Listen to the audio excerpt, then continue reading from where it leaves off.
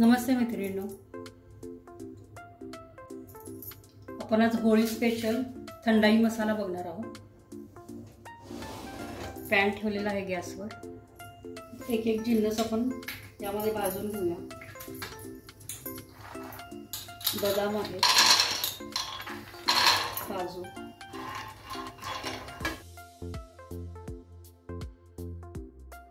मगज बी आहे, ते पण घालून घ्यायचे। 4 लवंगा, मिरे, दालचिनी,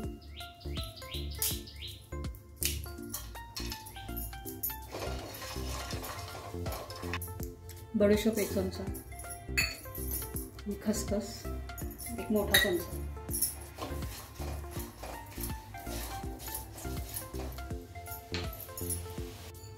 वेलची 7-8 वेलची घेऊन ती सोलून घेतलेली आहे, ती पण परतून घ्यायची। त्यामध्ये मसाला जास्त काळा नाही करायचा आहे, थोडा गरमच आपल्याला करायचा आहे, जेणेकरून बारीक होईल।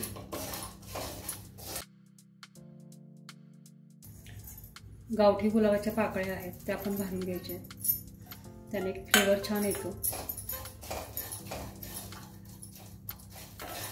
गुलाबाच्या पाकळ्या आपण शेवट घालायच्या आहेत, कारण जर जास्त करपल्या तर त्यामुळे कडवट लागतात। आता मसाला भाजून झालेला आहे, आता हा गार करून घ्यायचा आहे आणि मिक्सरला फिरून घ्यायचं आहे। आपल्याला ताटामध्ये काढून घ्यायचं आहे, कारण पॅन गरम आहे। खसखस, गुलाबाच्या पाकळ्या ह्या जळून जातील। छान गार करून घेऊया आणि मिक्सरला याची बारीक पावडर करून घेऊया। जास्त ओबडधोबड राहिली तरी चालते, जास्त एकदम पावडर नाही करायची आपल्याला। साधारण असं रव्यासारखं रवा राहिलं तरी चालतं। ते थंड करून मिक्सरला बारीक करून घेऊया।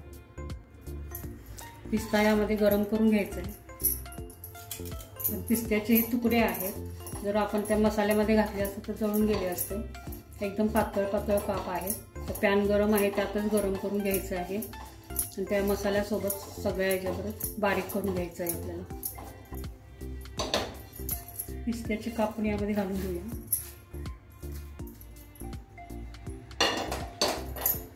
हे सगळं यामध्ये घालून घेऊया।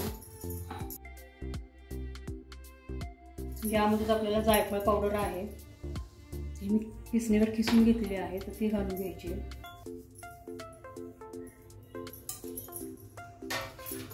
ते बारीक करून घेऊया। अशा प्रकारे आपला मसाला आता बारीक करून झालेला आहे। हा काचेच्या बरणीत भरून ठेवायचा आहे। आता उन्हाळ्यामध्ये आपण रोज जरी अशी थंडाई करून पिली तरी चालते। हे गार दूध घेतलेलं आहे, त्यामध्ये आपल्याला घालायचा हा मसाला बारीक केलेला। हे 2 ग्लास आहे, 1-2.5 चमचे मी घातलेला आहे।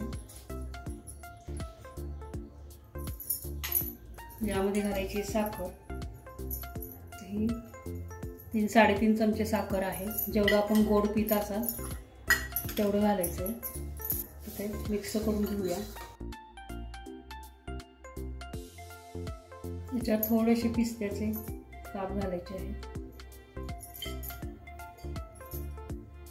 छान आपली अशी होळी स्पेशल थंडाई तयार झालेली आहे। नक्की करून बघा मैत्रिणींनो, छान होते। थोडी वरून केसर घालायचे, तुम्ही मसाल्यामध्ये जरी केसर घातली तरी चालते।